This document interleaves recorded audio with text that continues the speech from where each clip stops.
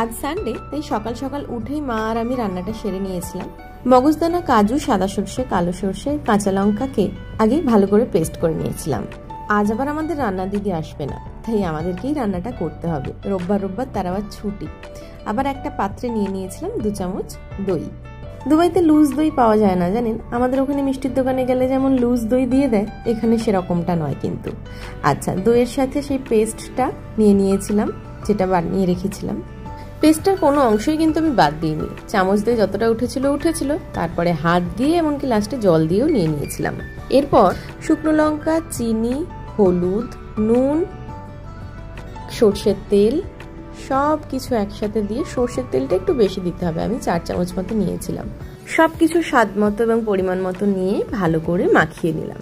কদিন ধরে ইচ্ছে হচ্ছিল একটু ইলিশ খাই, কিন্তু এখানে একটা মাছ পাওয়া যায়, এই যে স্যামন মাছ। জানি না ওখানে পাওয়া যায় কিনা, আমাদের দেশে কখনো আমি স্যামন মাছ খাইনি।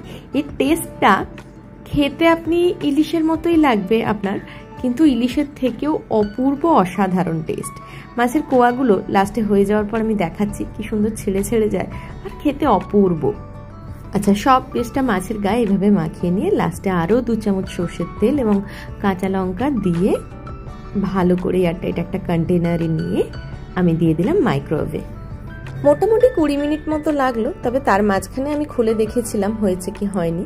এই যে এখন কমপ্লিটলি রেডি আমাদের স্যামন মাছ ভাপা। গন্ধটা কিন্তু ইলিশের মতো না, কিন্তু খেতে ইলিশের থেকেও অসাধারণ সুন্দর। এর কেজি এখন চলছে এখানে 39 দিরহাম, অর্থাৎ টাকায় কনভার্ট করলে ওই 926 টাকা পার কেজি করে চলছে।